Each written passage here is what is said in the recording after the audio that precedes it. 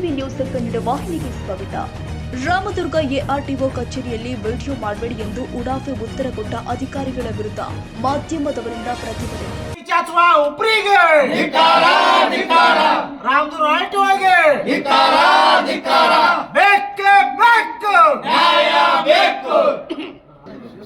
ಭ್ರಷ್ಟ ಅಧಿಕಾರಿಗೆ ನಾನು ಕ್ಷಮೆ ಕೇಳ್ತೀನಿ ಬರ್ರಿ ಇಲ್ಲಿ ಬರ್ರಿ ಗೌರವ ಐತಿ ಅರ್ಥ ಬರ್ಲಿ ಇನ್ನೊಂದು ಅರ್ಧ ತಾಸು ನೋಡ್ತೀವಿ ಬರ್ಬೇಕು ಅವ್ರ ಇಲ್ಲಿ ಅಲ್ಲ ನೀವು ಬರಬೇಡ ವಿಡಿಯೋ ಬೇಡ ಅಂತಂದ್ರೆ ನಾವು ಬಂದ್ ಮಾಡಿದೀವಿ ಮಾತು ಯಾಕೆ ಅನ್ಬೇಕು ನಮಗೆ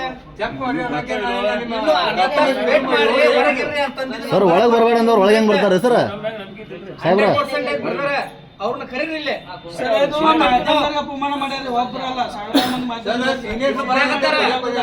ಬೆಳಗಾವಿ ಜಿಲ್ಲೆ ರಾಮದುರ್ಗ ಪಟ್ಟಣದ ಎಆರ್ಟಿಒ ಕಚೇರಿಯಲ್ಲಿ ಇನ್ಸ್ಪೆಕ್ಟರ್ ಉಪ್ರಿ ಸಮಯಕ್ಕೆ ಸರಿಯಾಗಿ ಕಚೇರಿಗೆ ಬಾರದೆ ಇರುವುದು, ಕಚೇರಿಗೆ ಬಂದಂತಹ ಸಾರ್ವಜನಿಕರಿಗೆ ಕೆಲಸ ಮಾಡಿಕೊಡುವುದು ಇರುವುದು ಅಧಿಕಾರಿಗಳ ಬೇಜವಾಬ್ದಾರಿ ಎಂದು ಸಾರ್ವಜನಿಕರು ಮಾಧ್ಯಮದವರ ಮುಂದೆ ಆರೋಪ ಮಾಡಿದ್ದಾರೆ. ಸಾರ್ವಜನಿಕರ ಆರೋಪದ ಮೇಲೆ ಎಆರ್ಟಿಒ ಕಚೇರಿಗೆ ಮಾಧ್ಯಮದವರು ಭೇಟಿ ಕೊಟ್ಟಾಗ ಬೆಳಗಾವಿ ಜಂಟಿ ಸಾರಿಗೆ ಆಯುಕ್ತರು ಆದ ಶ್ರೀಮತಿ ಎಂಪಿ ಓಂಕಾರೇಶ್ವರಿ ಇವರು ಮಂಗಳವಾರ ರಾಮದುರ್ಗದ ಎಆರ್ಟಿಒ ಕಚೇರಿಗೆ ಭೇಟಿ ನೀಡಿದರು.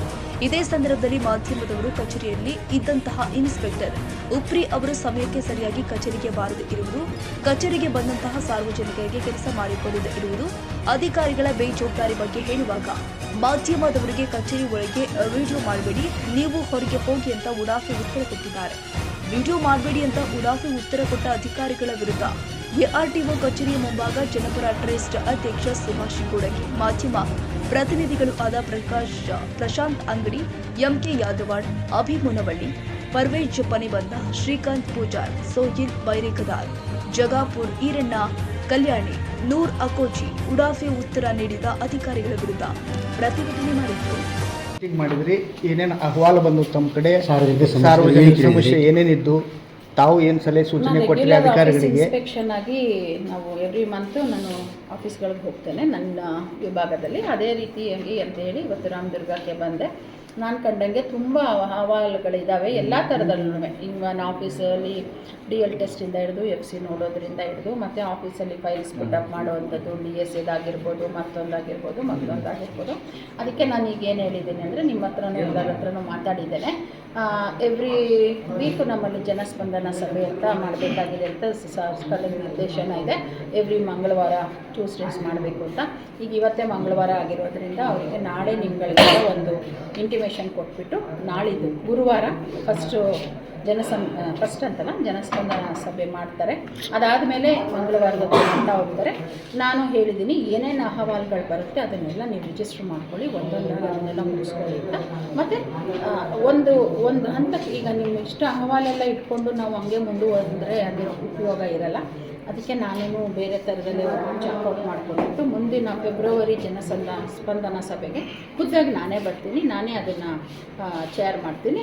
ಮತ್ತು ನನಗೆ ಅದಕ್ಕೆ ಸ್ವಲ್ಪ ಅಗತ್ಯವಾಗಿ ಬೇಕಾಗಿರುವಂಥ ಬಿಕ್ಕಿದ ಸ್ಟಾಕ್ಸ್ನ ಕರ್ಕೊಂಡು ನಾನು ಇವಾಗೇನು ನೋಡ್ತಿದ್ದೀರಾ ನೀವು ರಾಮದುರ್ಗ ಆಫೀಸು, ಅದನ್ನು ಒಂದು ಸ್ವಲ್ಪ ರಿವೈಸ್ಡ್ ಇದರಲ್ಲಿ ನೋಡೋಣ ಈ 25 ಅನ್ನೋ ಒಂದು ಆಶಯ ವ್ಯಕ್ತಪಡಿಸ್ತಾ ಇದ್ದೀನಿ. ಮೇಡಮ್, ಈ ಕಚೇರಿಯಲ್ಲಿ ಸಿಬ್ಬಂದಿಗಳು ಕೊರತೆ ಇದೆ, ಅದಕ್ಕೆ ಹೆಂಗೆ ನಿಭಾಯಿಸ್ತೀರಿ? ಅದು ಸಿಬ್ಬಂದಿ ಕೊರತೆನ ಆ್ಯಕ್ಚುಲಿ ನಮ್ಮ ಕೈಯಲ್ಲಿಲ್ಲ. ಆದರೆ ನಾನು ಇಷ್ಟು ತುಂಬ ಅಗತ್ಯವಾಗಿರೋವಂಥದ್ದಾಗಿರೋದ್ರಿಂದ ನಾನು ನಾಳೆನೇ ನಮ್ಮ ಆಯುಕ್ತರಿಗೆ ಇದ್ರ ಬಗ್ಗೆ ಬರೆದು 1-2 ಜನ ಸ್ಟಾಫ್ನ ನನಗೆ ಕೊಡಿ ಅಂತ ಕೇಳಿಕೊಂಡು ನಾನು ಎಷ್ಟು ಸುಧಾರಣೆ ಮಾಡ್ಬೋದು ಮ್ಯಾಕ್ಸಿಮಮ್ ಅಷ್ಟು ಮಾಡಿಕೊಡ್ತೀನಿ ಅಂತ ನಾನು ಮೇಡಮ್, ಸಾರ್ವಜನಿಕವಾಗಿ ಏನು ಹೇಳಕ್ಕೆ ಇಷ್ಟಪಡ್ತೀರಿ? ಹೇಳೋದ್ನಲ್ಲ, ಸುಧಾರಣೆ ಮಾಡ್ತೀನಿ ಖಂಡಿತ.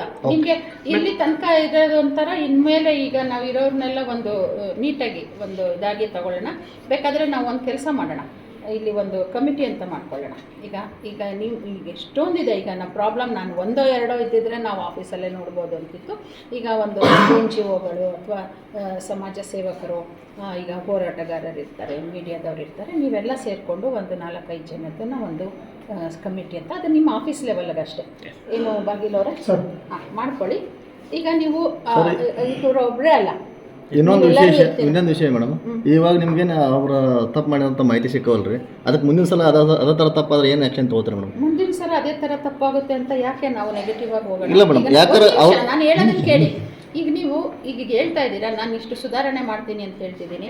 ಮುಂದಿನ ದಿನಗಳಲ್ಲಿ ತೀರಾ ಆಗಲೇ ಇಲ್ಲ ಅಂದವಾಗ ಈ ಪ್ರಶ್ನೆ ಕೇಳಿ ನಾನು ಅವಾಗ ಅವಕಾಶ ಕೊಡ್ತೀನಿ. Thank you. ಸುಭಾಷ್ ಗೋಡ್ಕೆ ಅವರು ಹೋರಾಟಗಾರರು, ಖಂಡಿತ. ಜನಪರ ಟ್ರಸ್ಟ್ ರಾಜ್ಯಾಧ್ಯಕ್ಷರು, ತಮ್ಮಲ್ಲಿ ಬಂದಾಗ ಯಾವ ಥರನಾಗಿ ತಾವು ರೆಸ್ಪಾನ್ಸ್ ಸರಿಯಾಗಿ ಕೊಟ್ಟಿಲ್ಲ ಅಂತೇಳಿ ಹೊರಗಡೆ ಅಲ್ಲ, ಈಗ ನಾವು ಏನೇನಾಯಿತು ಅಂತ ಹೇಳಿದ್ವಿ. ನಾನು ಮಿಕ್ಕಿದವ್ರಿಗೆ ನೀವು ಎಷ್ಟು ಚೇರ್ಸ್ ಇದೆ ಅಷ್ಟು ಕೂತ್ಕೊಳ್ಳಿ, ಮಿಕ್ಕಿದವ್ರು ಹೊರಗಡೆ ಇರಿ ಅನ್ನೋ ಉದ್ದೇಶದಲ್ಲಿ ಹೇಳಿದೆ.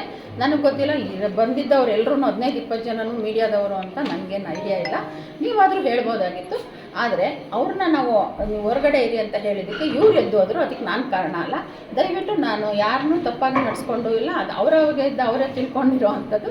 ನಮ್ಮಲ್ಲಿ ಯಾವತ್ತೂ ಆ ಥರ ನಡವಳಿಕೆ ನಾವು ತೋರಿಸೋದಿಲ್ಲ. ಎಲ್ಲರನ್ನೂ ನಾವು ಪ್ರತಿಯೊಬ್ಬರನ್ನೂ ಚಿಕ್ಕವರು ಆಗಲಿ ದೊಡ್ಡವರಾಗಲಿ ಅದೆಲ್ಲ ಪ್ರಶ್ನೆನೇ ಬರಲ್ಲ.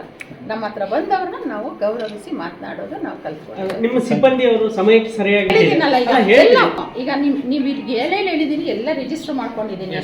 ನಾಳೆಯಿಂದನೇ ಸಾಧ್ಯ ಆದಷ್ಟು ನಾಳೆಯಿಂದನೇ ಶುರು ಆಗ್ತದೆ.